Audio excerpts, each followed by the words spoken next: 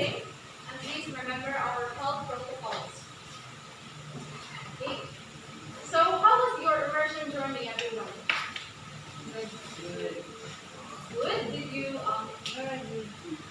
okay, anyway. Yes, challenging. Any other? What else? Did you encounter any problems? Well, that's like we encounter some problems, but problems are there are no problems that we cannot solve. So before we move on to our topic for today, let us first have an activity. I want you to identify what kind of food is being shown in the picture. And you will also identify what kind of food it is. Is it an appetizer, a starch product, meat dish, or a dessert? Now first, what dish is that? I mean the name of the dish. Yes, very good. So adobo is an example of a very good. The second picture, nachos is a what? Yes, it's an appetizer. It belongs to the chips and dips. How about that? Dessert. What is the name of that dessert? Very good. Then the last one. Yes, mashed potato. Mashed potato is an example of yes, very good, everyone. So from the pictures that I have shown to you, what do you think would be our topic for today? Anyone? Okay, our topic for today would be clean and maintain kitchen premises. And then we have prepare appetizers, preparing meat dishes, preparing starch products, and preparing dessert. Now let's first tackle the first one. Clean and maintain kitchen premises. So what do you usually do when you clean and maintain your kitchen in your home?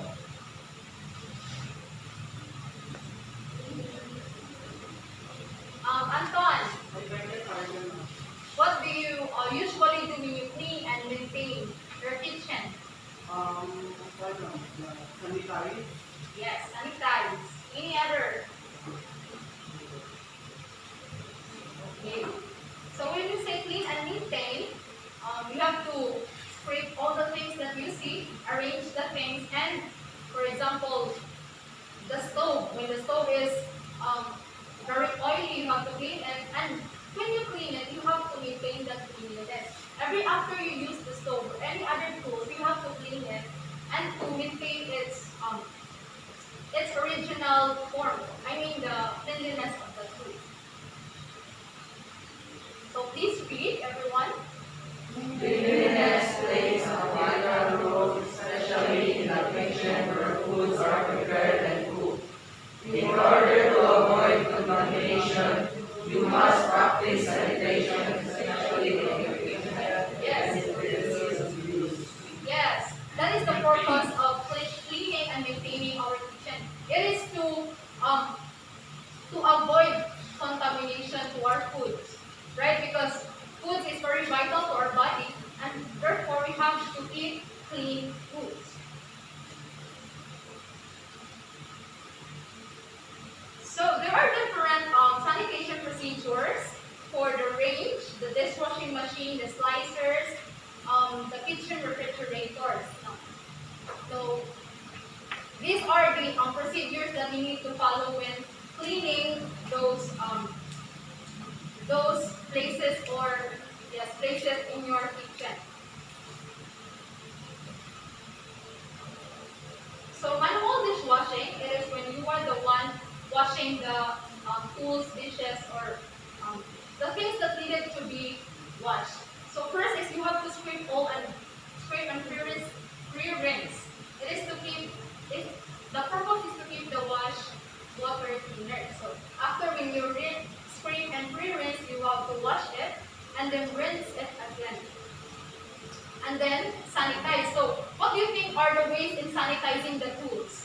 What anything that you know that is the way of sanitizing any, for example, spoon and fork? Yes, very good. Pabukalan or sometimes hulong sa init na tubig, right?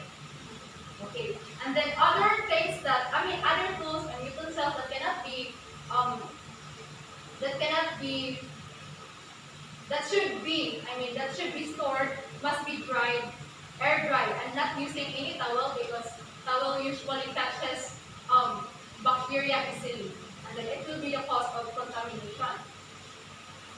So these are the ways of mechanical dishwashing. So there are different chemicals for cleaning and sanitizing kitchen equipment and utensils. So we have 6. So the purpose of these chemicals is to, of course, to clean and to sanitize the tools. And one thing that you need to remember is that you should be aware of what chemical you are using, because if not, what do you think would happen? Yes? There might be accidents, like for example, there is certain chemical that is not good for using, then was there was a, for example,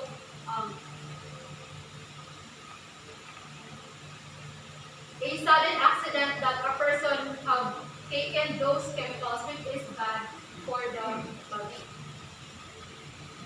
So proper storage of cleaning equipment. So after cleaning and drying, sanitizing, what comes next is the storage.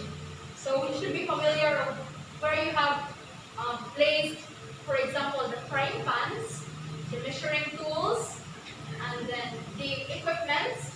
When we say equipments, those are the equipments that requires, things that requires electricity. You have to be aware of that. So here are the equipments that needs to be sanitized. Marjorie, please read. Number 1, eating utensils, plates, spoons, forks, glasses, cups, and soft drinks. 2, cooking utensils, pots, pans, kettle, and casserole. Number 3, cutting tools, cutlery, and knives. Number 4, preparing tools, chopping board, and ingredients. Number 5, garbage bins. Number 6, exhaust fan. Number 7, refrigerator, and number 8, sink and tools. So those equipments need to be sanitized. Okay, always remember that, and we are all familiar of those tools, right? Am I correct? Okay. Now let's move on to preparing appetizers. So, Ralph, please read what's on the monitor. The items are small, with portion and heavy, but and foods usually serviced before a meal and noodles are needed in ingredients which we highly. Okay, so when we say appetizers, these are the foods that is served. When will it be served? When will it be served? Ano siya served? Is it after the main dish? Before? Okay, very good. It is before the main dish. So it like appetizer is like it regulates your yes, it regulates your gana sa pagkaon or ganahan mo mukhaon ba. So there are classifications of appetizers according to ingredients. Does any one of you know what are those? Anyone?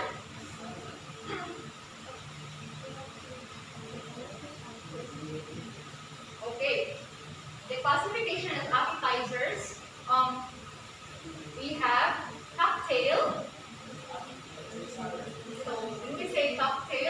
usually consists of shrimps, lobsters, and crab meat, shellfish, fruits, as well as fruits and vegetable juices.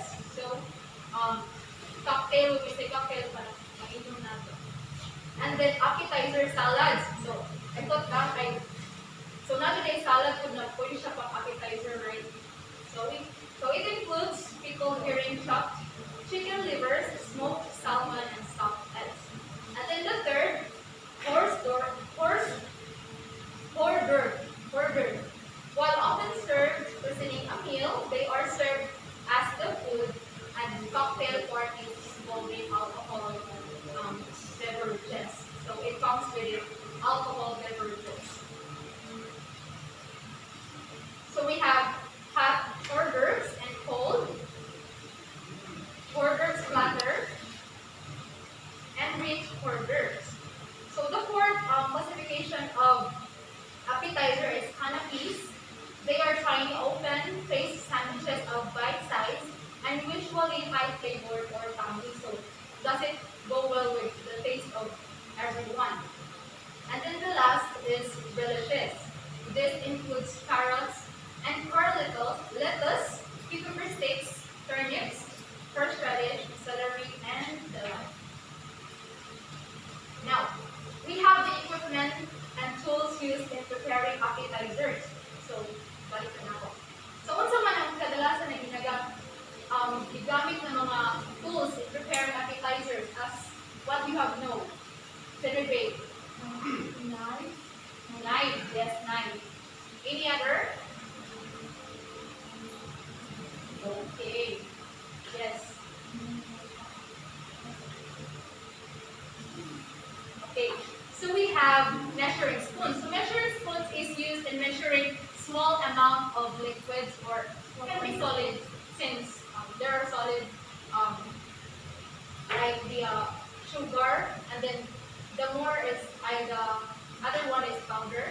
And then measuring cups is used for larger amounts of dry or liquid ingredients.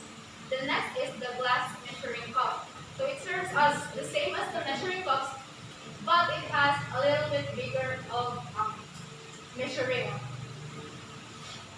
Then the fourth is mixing bowl. So it's used to put all of the ingredients that you wanted to mix, right? And then the mixing spoon, so used for mixing. And then the paring knife. So paring knife is used to remove the skin covering of fruit and vegetables. And then seven is fork, used to fork these or used to combine ingredients. And the container of different sizes. So it be Tupperware can be, and cooking range in the stove, the refrigerator, and the container or I mean strainer and colander. Now let's move on in preparing meat dishes. So who among you here have known the different kinds of meat? What are the different kinds of meat? Brian.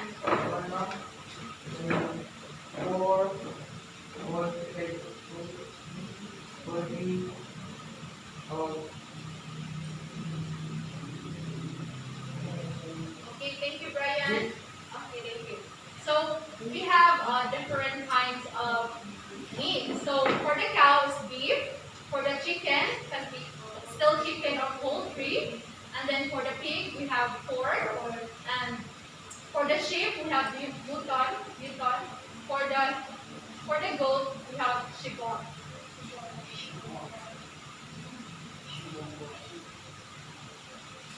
So meat is the term for the flesh of a cattle, sheep, and pig. So ang ilang mga unod or tabok na atong kinakaon. So meat is rich in protein. So mo na siya ang pinaka-main na kuan sa meat, pinaka-main na vitamin ang protein. So we have the four kinds of doneness in meat. We have the rare, the medium rare, medium, and well done. So we're from mga familiar man tani, right? Because when cooking beef steak, naman ay doneness in meat. So if kanina done this, the meat is done this, and it have safe cooking temperature. You mean safe, mo ni siya pwedeng kaunon sa tawo na giluto. I mean, pwedeng kaunon sa tawo na stage sa meat na giluto. So we have the degrees and then the Fahrenheit. Equivalent na siya. 52 and the equivalent in Fahrenheit is 125 for rare. And then we chose 77. I mean 57. Medium well is 68. Beef well done is 71. And ground beef 74. And for pork 71 degrees Celsius. So in converting those degrees Celsius to Fahrenheit, we have the formula below. So we have degrees Fahrenheit is equals degrees Celsius times 9/5 or 1.8 plus 32. One is ang formula when getting the Fahrenheit. And then when getting the Fahrenheit to Celsius, we have degrees Celsius is equal to Fahrenheit minus 32 times 5/9 or 0.556. So there are different market forms of meat. So there are 7 different market forms of meat. Elaine, can you read? Jonalyn, please. Market form of meat, fresh meat. This is meat with after slaughter of the going including or disease. Shelf, the meat that has been sold to us recorded above between 1 to 3 degrees within 24 hours open after slaughter. Wooden meat are meat cut wooden to an internal temperature of 50 degrees Celsius, negative 40 degrees Celsius. Okay, those are so fresh meat, very familiar. Shelled meat, so it is somewhat cold but not frozen. And then the frozen meat is familiar to kayo kay blocking na nakayo siya kasi hinahanglan na mo na siya mag-cool down, right? Kulungan o tubig. And then we have 4 other market forms of meat. We have cured meat, and then the canned meat. This is manufactured meat, so naka-process na rin siya ng meat. And then dried meat and processed meat. So here are the examples of the primal cuts of beef, and then the cuts of pork. Now, we will move on to the marinades that is used when cooking meat.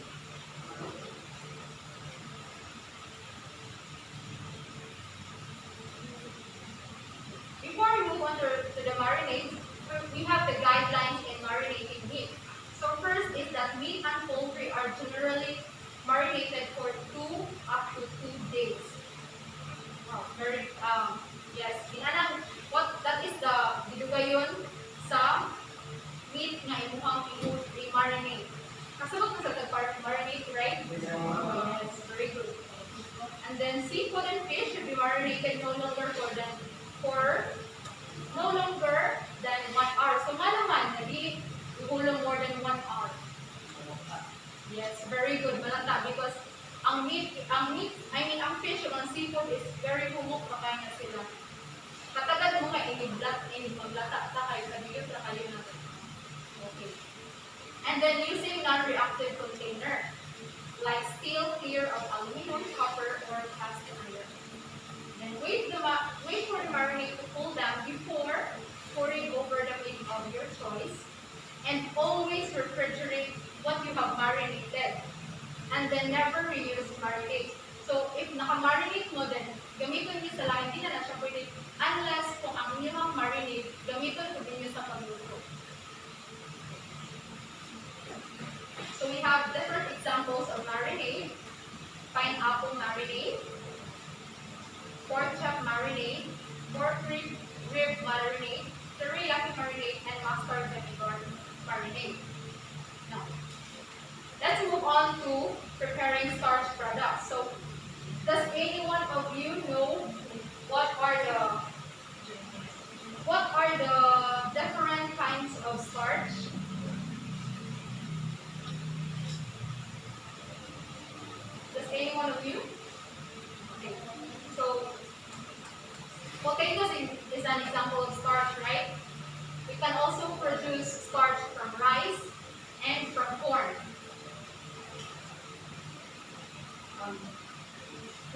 mainly read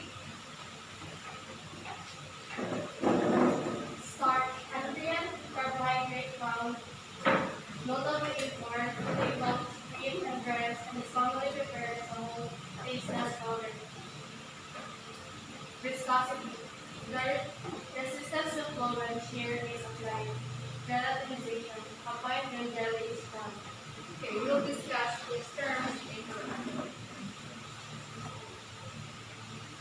So, mo ni siya ang mga starchy foods. Ang sa ako ang what I have mentioned earlier, rice, corn, cassava, wheat, and potato. So the uses of starch, we can use it to stiffen cloth as a laundering. Naka-review ko kung atong soy na kuan, right? Kato siya, starch to siya. You need, kinahanglan mo siya sa ulan ng init na tubig, right? Before siya kuan. Example. So, mo siya example. Nya, kato nga soy, pwede mo siya ibutang sa iyong mga clothing, isang tanong siya. So used in food manufacturer, it can be used as cosmetics, in pharmaceuticals, textiles, papers, construction materials. Now the common source of food starch, we have corn, potato, and tapioca from cassava. So tapioca pearls, familiar with it? Right.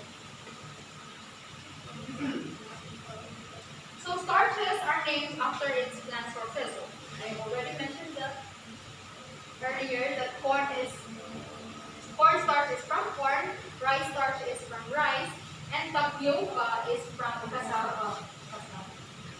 So native starch, it refers to the starch that is produced from its plant. So any corn starch, rice starch, and tapioca, those are the examples of native starch. And then modified starches are those with structures altered by treatment with physical or chemical agents. So, mga process ng isang starch. So, starch properties and reactions. So, gelatinization. So, gelatinization mo rin siya katong sa mo, init na tubig ang starch. Diba, musapok siya. And then, ang iyahang color is mo punta sa red transparent na color. Mo to siya ang gelatinization. And then, ang viscosity, mo rin siya, isama na nimo siya sa pagkaon. Ang pagkaon mo thicken. Thicken ang pagkaon. So, diba, ang pagkaon na layaw is very to be good or kind of comes about it. If you wanted to make it more thick, you will add starch. So, one is on different sweeteners added to starch gel preparation. So, honey, molasses, and pangusa or granulated sugar. So next, I think this is the last, prepare dessert. So, I think nakapila na tanan diri og dessert. So, unsa may kadalasan nga lasa sa dessert ninyo na nilawan? Food is bilang dessert. So, there are different examples of desserts. So, we have fruits, and then cheese. We also, and then the cheese, there are different consistencies. So, nice soft na cheese, right? And then nice skinny hard. We also have hard na katong makita niyo mga bakit dito liwaon. And then the third kind of dessert is gelatin. So, very familiar with gelatin. And then custards. So, leche flan is an example of a custard. And then ang kalahian, custard. So, characteristics sa custard, firmness of shape, smooth, tender, rich, and then lamig sa siya. And ang kalahian, and then we have puddings. So, kalahian sa custards and sa puddings, di ba ang custard is like milk, yung egg yolk, and then sugar. Ang puddings is, na siya milk, na siya egg yolk, na po siya sugar, pero na siya flour. Bali, mas more siya mas bukat din kaysa sa puan leche flan. I mean, sa custard. And then the characteristics of pudding, attractive appearance, excellent consistency, well-blended flavor, firmness of shape, egg, and an accompanying sauce to add and to rest. And the fifth one is fruit cobblers. So fruit cobblers, mo ni siya, nani siya sa murag cup, gani, more siya cup. And then, ang iyakang kakuan is, na siya butter na, for example, pang cake baron, and gutan mo siya, sagunan mo siya ang fruit. But more ka magkaon ng cake na naay sabon ng fruit. Ano siya ang fruit cobbler. So, unsa man atong kadalasan na ginagamit nga tools and utensils for making desserts? Unsa man? Yes?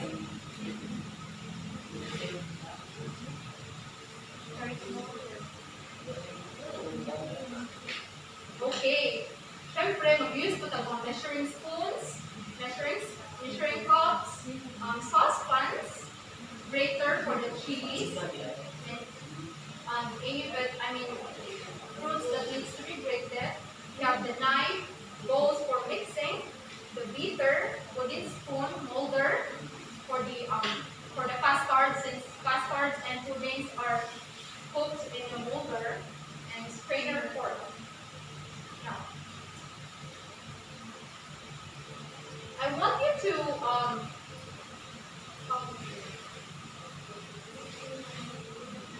group into 5 groups with 3 members. And a count of 10. Done. In a count of 10, you have already marked your group.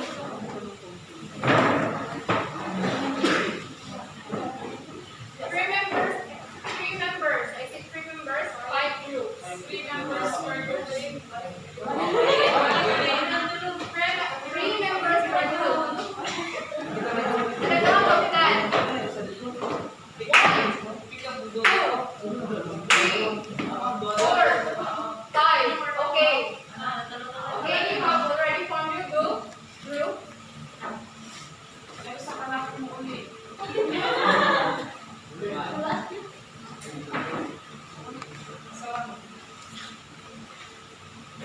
Each group, I will assign you different topics. Please listen. I will not repeat my instructions. So the first group will have a topic, and you will create a role play with it regarding the topic. Okay? Listen. For the second group, you will have to sing. Okay? You will have to sing. For the third group, we will have to dance.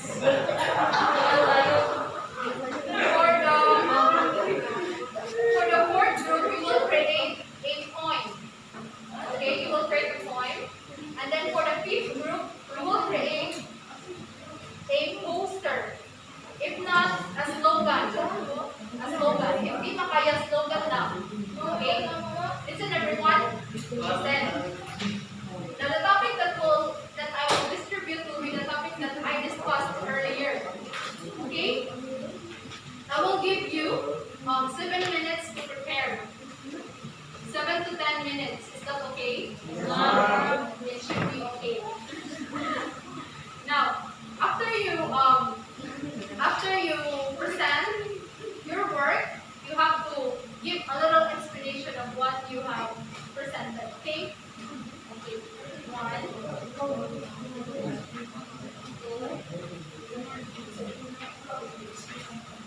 3,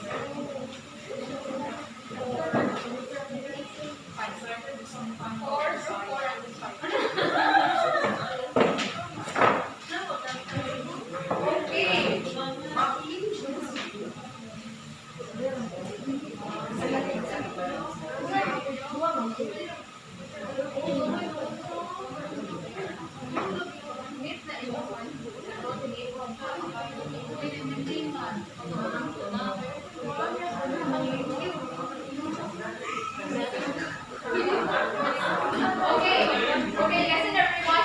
I will give you 10 minutes to do your practice or your discussion. Timer starts now. Don't waste your time, everyone.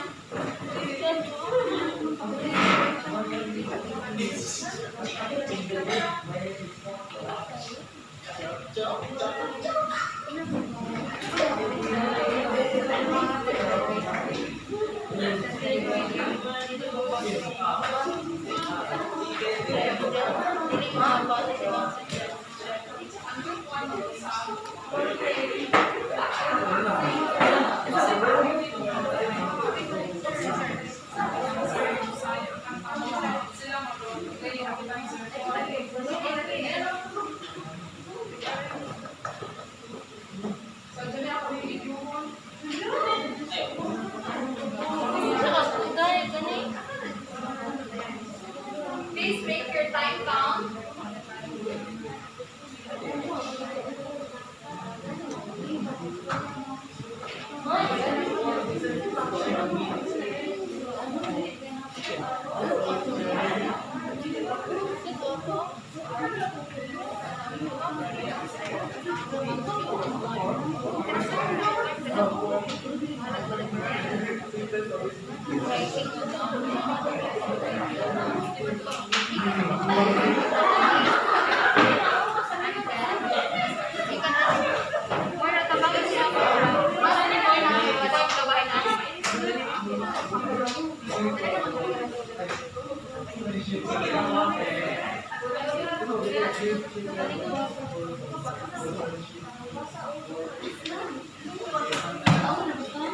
Please wear your face mask, okay? Never face mask, please. Face mask. Gama mo point, present ni sa pusangan. Mag-explain mo naman. Like, what are your takeaways? Takeaways na ano na po. Okay. I'm saying, paniman. Yung gama mo point ha, then explain nyo. Kasi gamay or sa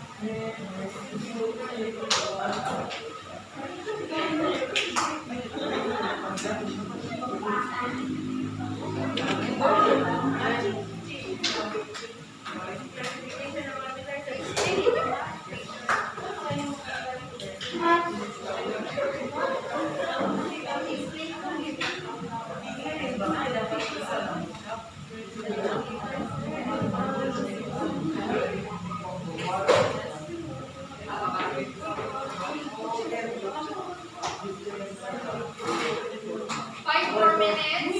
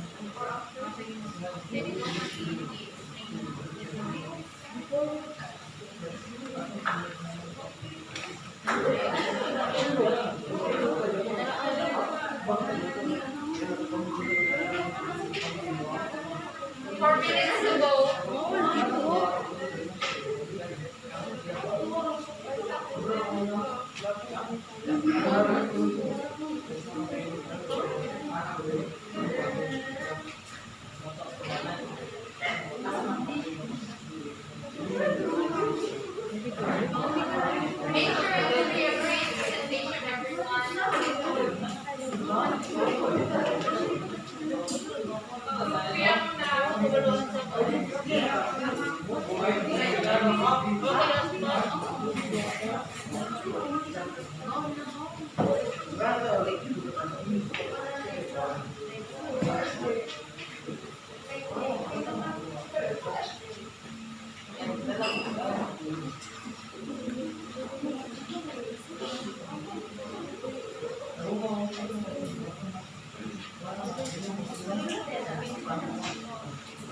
more minutes.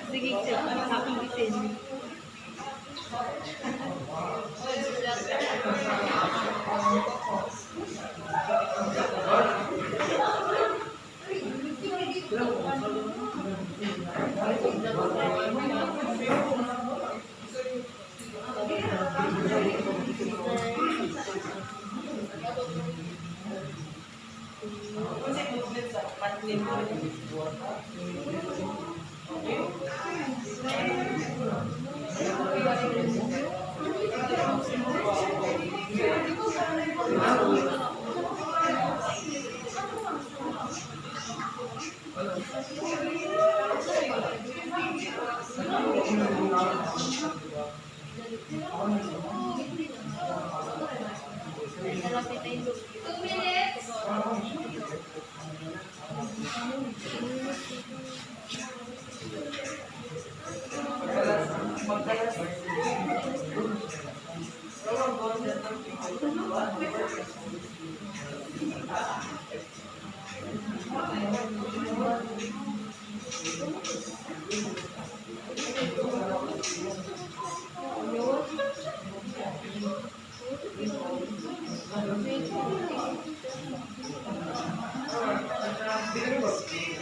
One minute.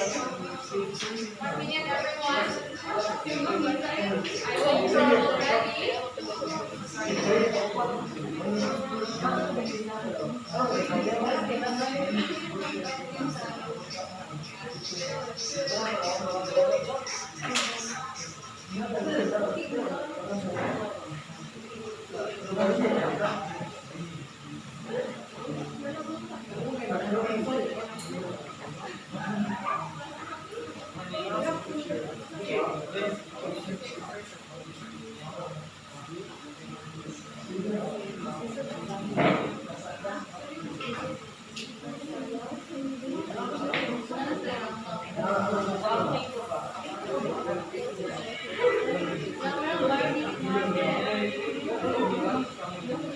Okay, time's up.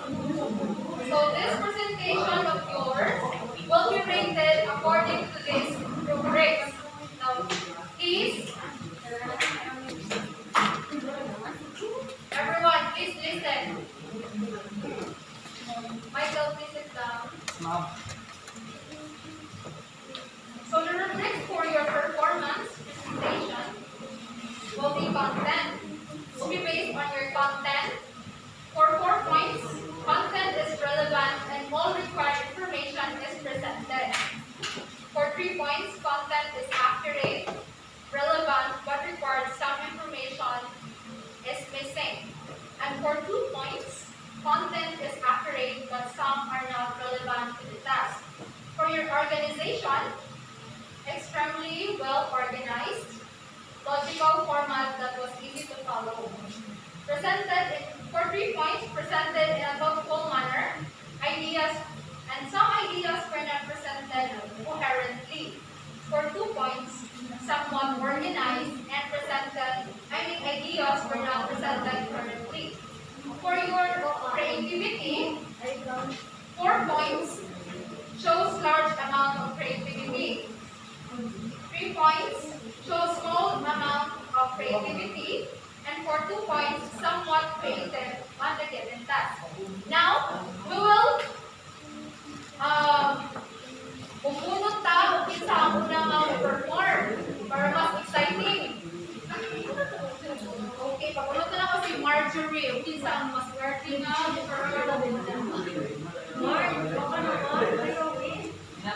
Okay. Ang pinaka-swerte na mananalo for today, the singing group.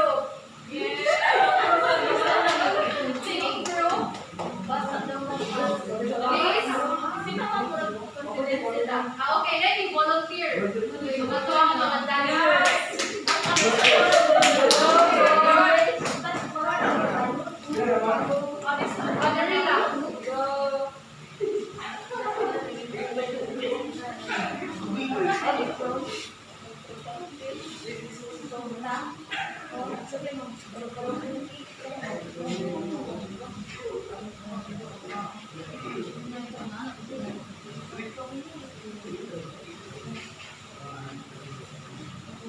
afternoon, Jillian. We are a group with Gansit Group Initial. 1, 2, 3, go. My name is Shipney. My name is Ford.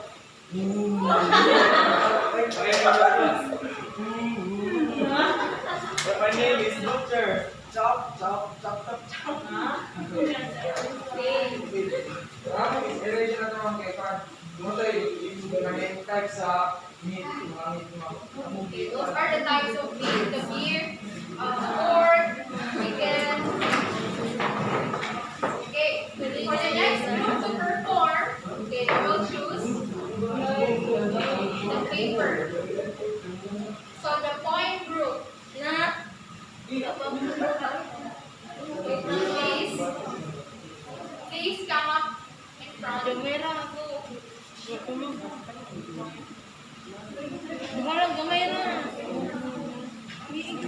Please, the point group. Okay, 90 volunteer. The role play group.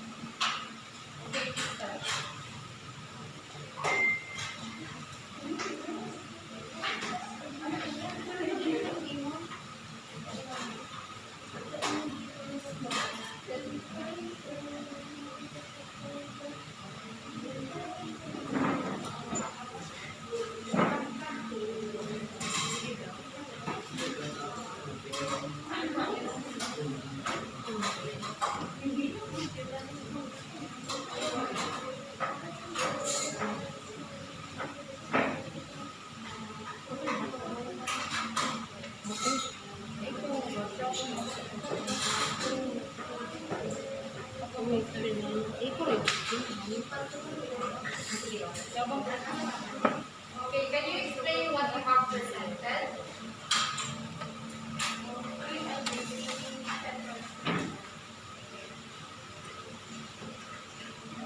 So for the next group, can we have the singing group? Singing group. Please, we are running out of time.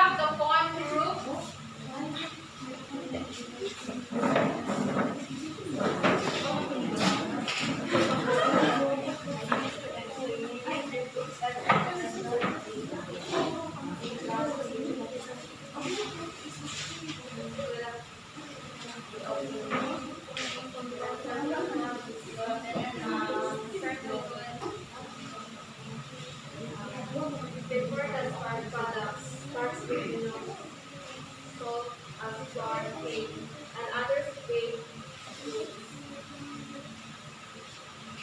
Start from the plant to mix the product or same oil.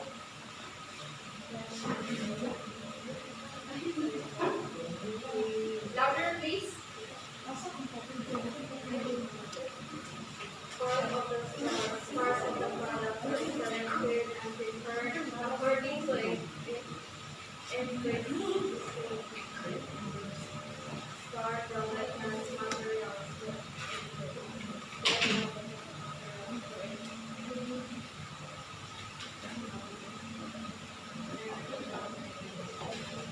And potatoes and start with beans for the side baked deeper and pastries for the slightly very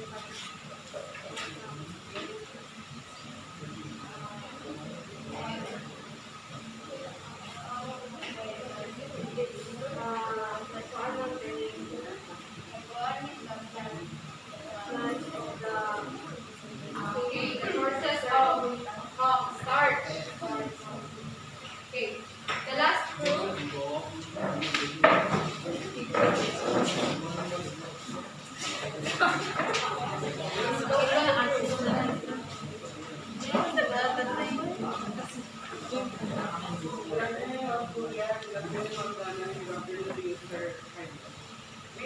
We are group 5 and we are here to present our slogan. It says here, love is as sweet as dessert. Explanation. Dessert has always been sweet. For example, butterfly, cupcake, and dates.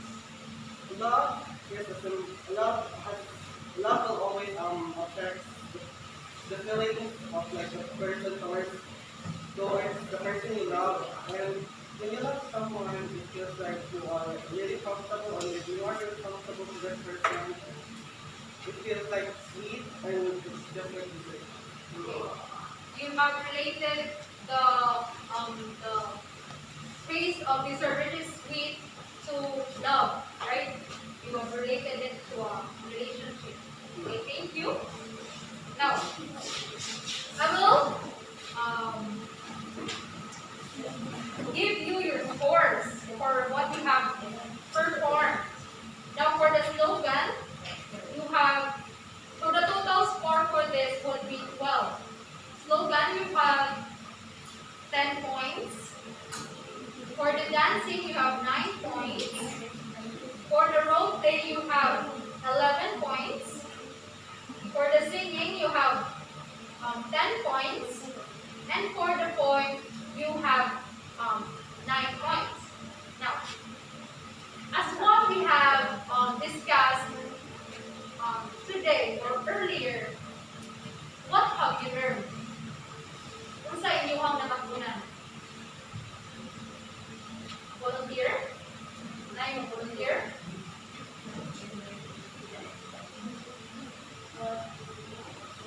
As sa tanan na ito, siya nag-discuss, summarize lang ninyo. Jay Moira.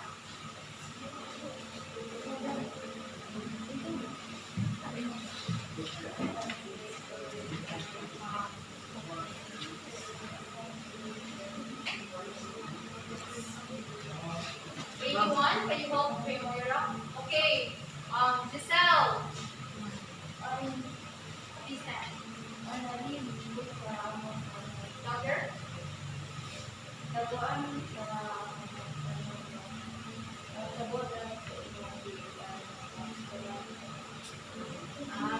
So, nakasabot ang mga akong discuss. What I am asking for is, unsa ang inyong nakatunan?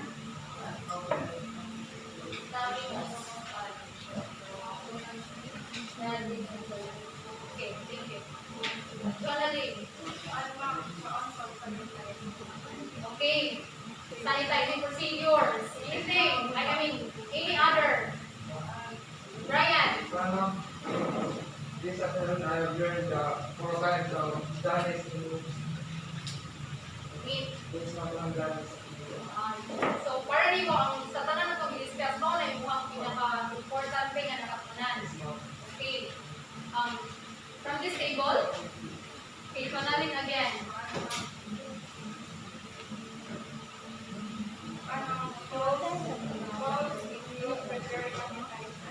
Okay, ang mga tools na ginagamit in preparing appetizers. So we have measuring spoons, measuring cups, mixing bowls. Okay, very familiar naman manananan. So, also man, how is it, why is it important when working in the kitchen na ang kitchen kay limpyo? Okay, let me rephrase that. Why is it important? Why is maintaining cleanliness in the kitchen important? Okay, Brian, please stand. To avoid contamination. Yes, to avoid contamination, the very first point. Any other? Tonalik again.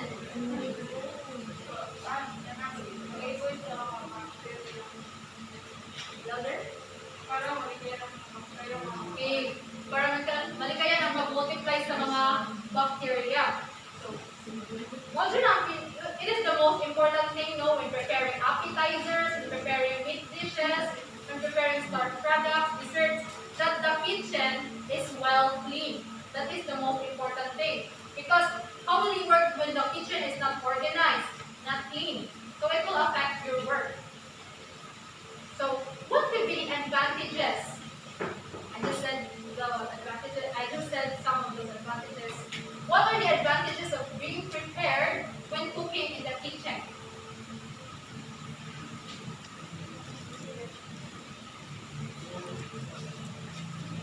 Okay, Moira. Para di malimot Louder? para di malimot ang mga tools ng para gamitin sa kitchen mo. Okay. Para dili malimot, di malimtan ang mga tools. Okay. It can be another one. Okay. Para mabalik mo ay para mabalik mo mabalik.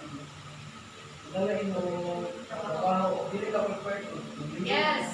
Because if you are not prepared, then it will affect your work. So, kung kapag kayo natin ka, so ikaw nga nagtrabaho, ikaw na po'y madamot. Right?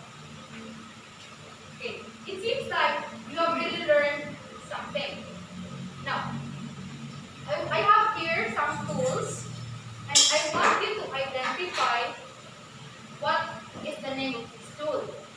And then I want you to tell me if can you use this tool in making dessert. Do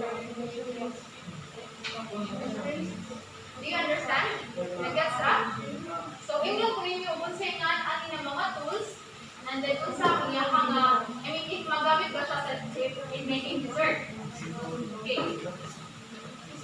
What do you call this? Measuring cup. No, measuring cup. Measuring cup. Okay, measuring cup. So, can this be used in making dessert? Yes. Okay, very good. How about this? Measuring spoon. Yes, one is trying measuring spoon, Ralph. So, can this be used in making dessert? Yes. How about this, the big one? Bowl. Can be used in dessert? Yes. Okay.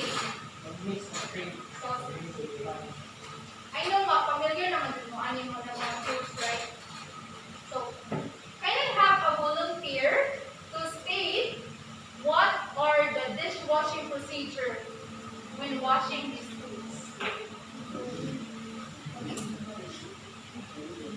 Doon sa akong pamaagi para paghugas, pag-sanitize ani nga tools.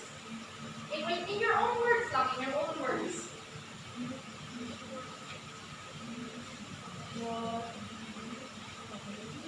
Volunteer, Channeling Mayola.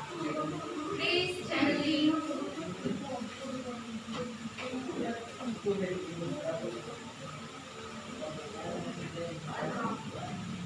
Una is okay. Then, tubig, then tapon. Okay. Very good. So, first of all, if nabili ng mga food residue dali, you have to scrape. I mean, rinse, then scrape ninyo.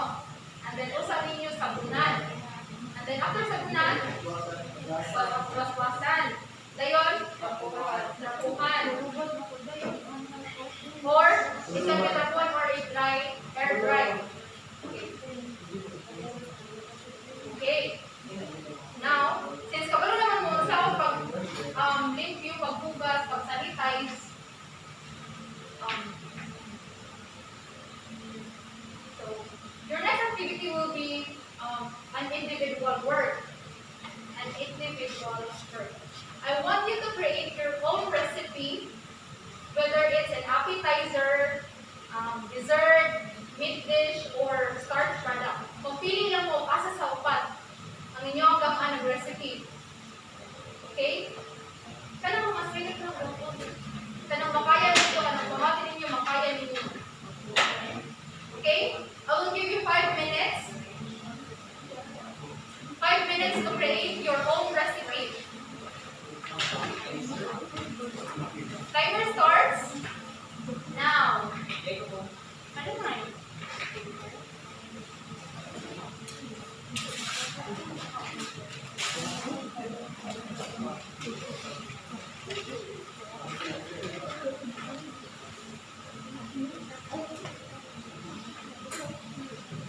Individual ha? Individual.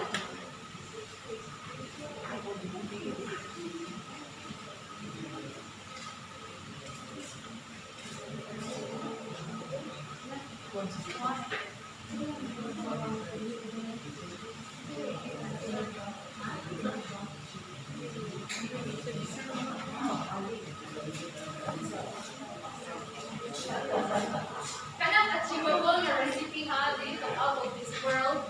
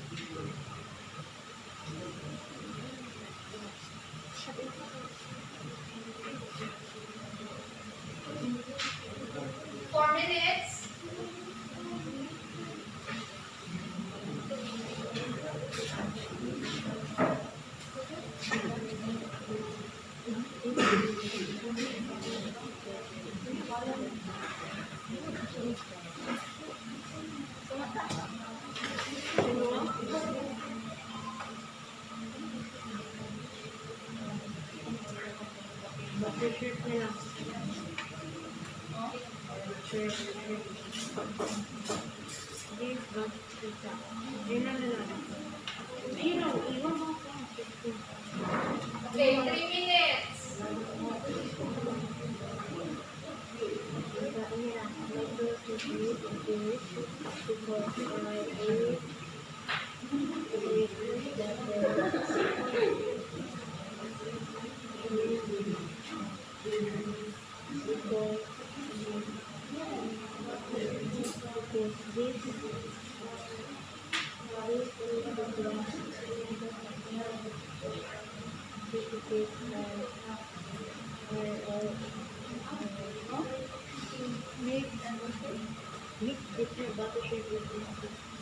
Okay, 2 minutes.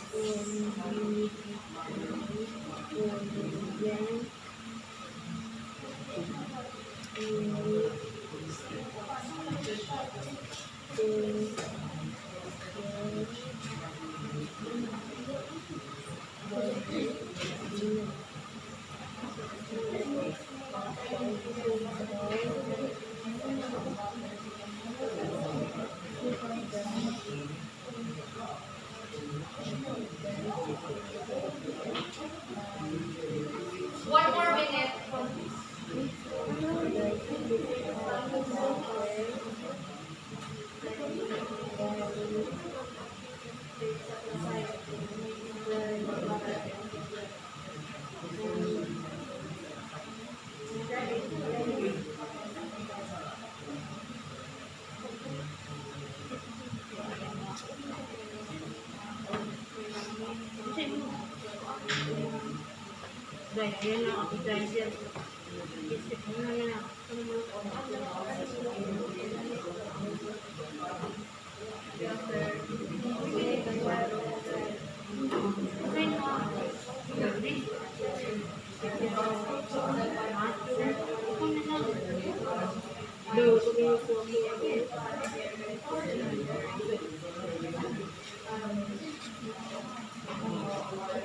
Okay, time's up. Time's up, everyone. Now, can I have a volunteer to share his or her own dessert? A volunteer that will share his or her own dessert. I mean recipe. Recipe rather. Any volunteer?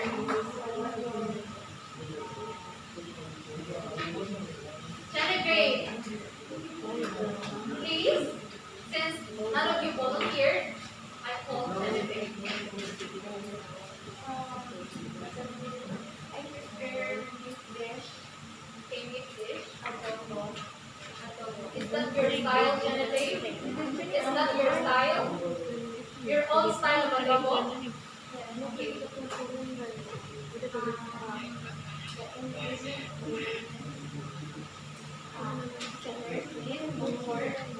Louder. Soy sauce, dry, sugar optional, 1 liter laurel, garlic, onion, salt, then pineapple.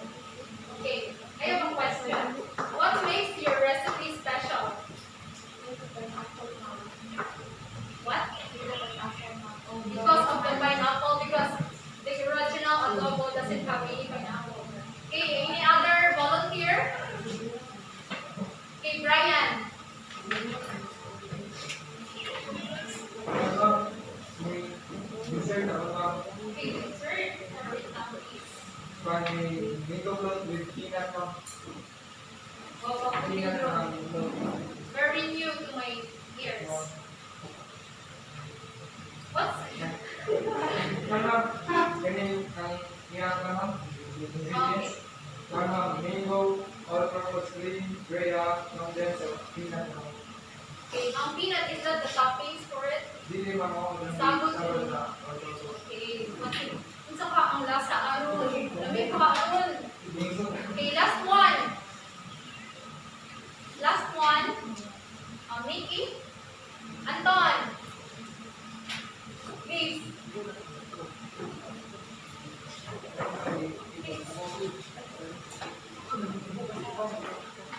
Mickey, please. Okay, can we have Michael? Appetizer. Oh, appetizer. Toasted margarine sandwich with tuna. Toasted margarine. Sandwich. Toasted sandwich with margarine and tuna. Okay. Ang kuha ng ingredients kay sandwich, tuna, o margarine.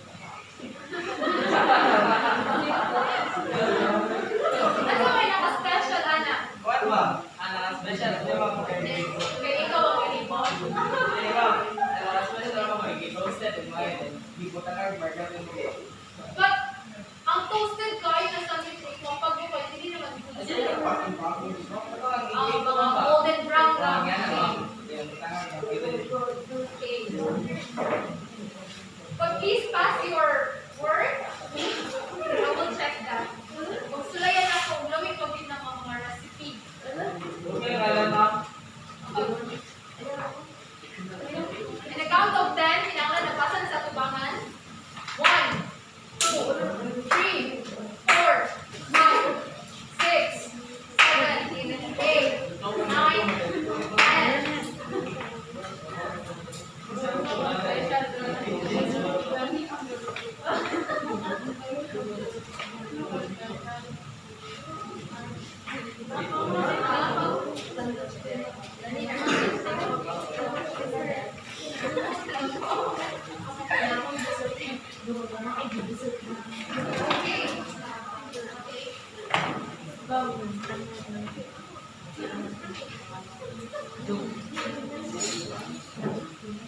Now, let us have a short quiz of what was discussed earlier today.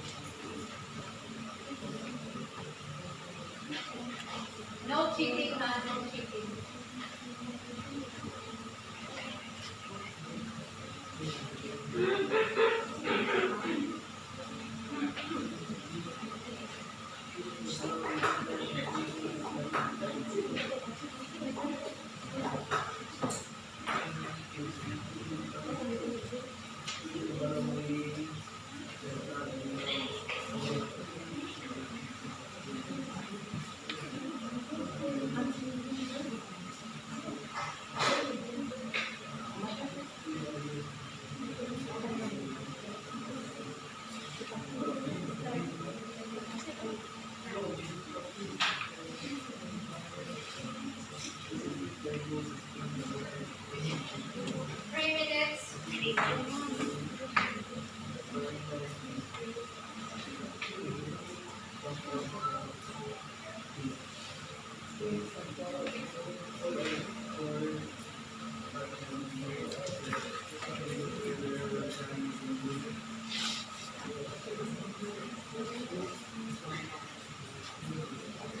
Ano eh?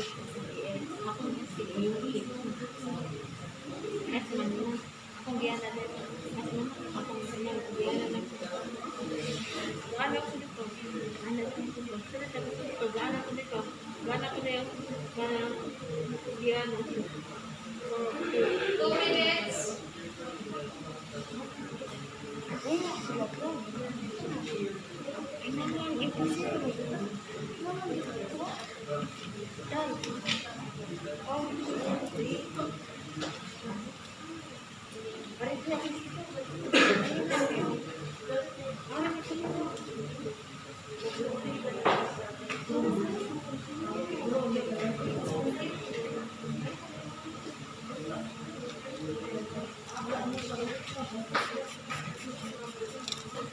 Okay, 1 minute. 1 more minute.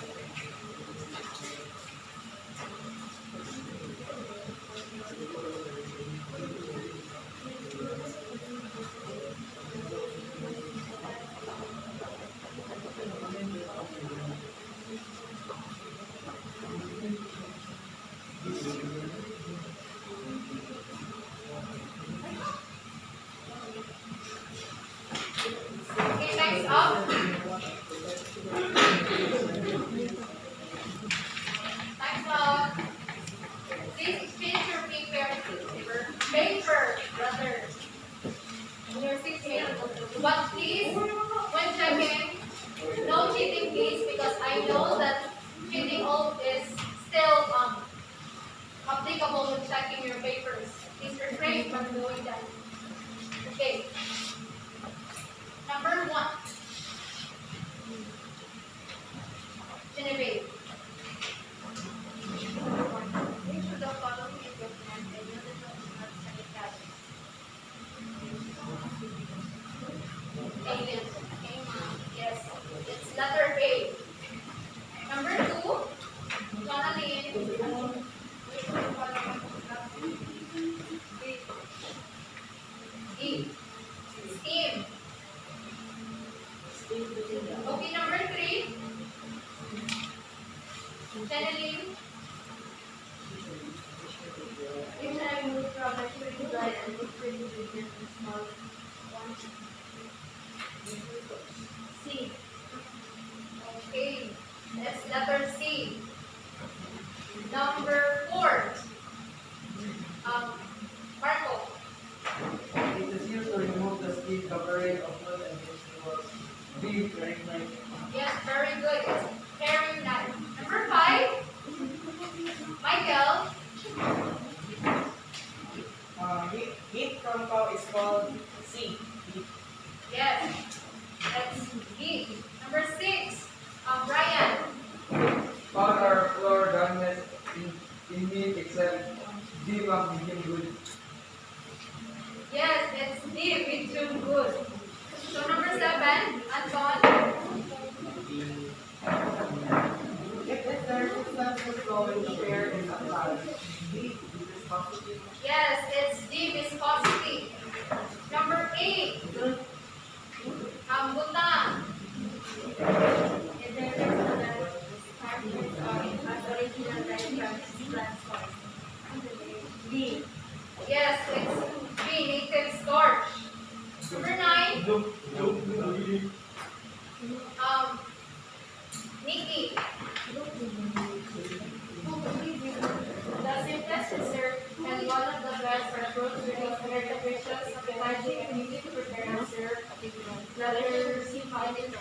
Very good. It's C, fruits. The last one, route. What are the characteristic quantity of woody except one of the B. meat, round shape, round shape. Okay, it's letter D, round shape. Okay. Count your scores. Count the scores, please. Who got 10? Okay, please pass in front.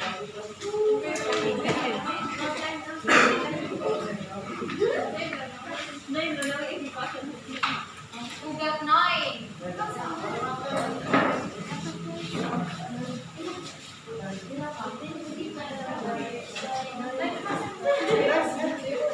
Who got 8? 7? 6?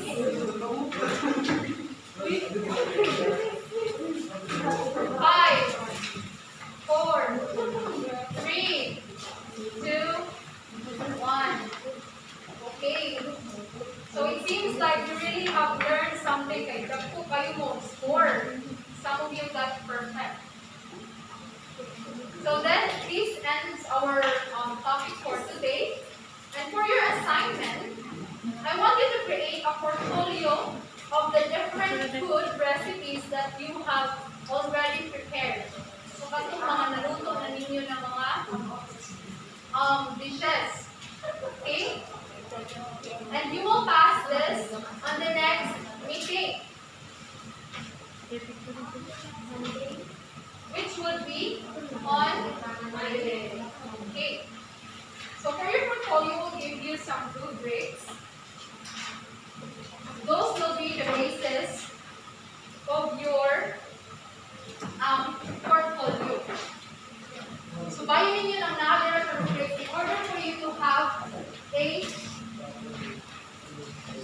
bigger grade. Okay? Okay. So that would be all. Thank you for coming today and good afternoon.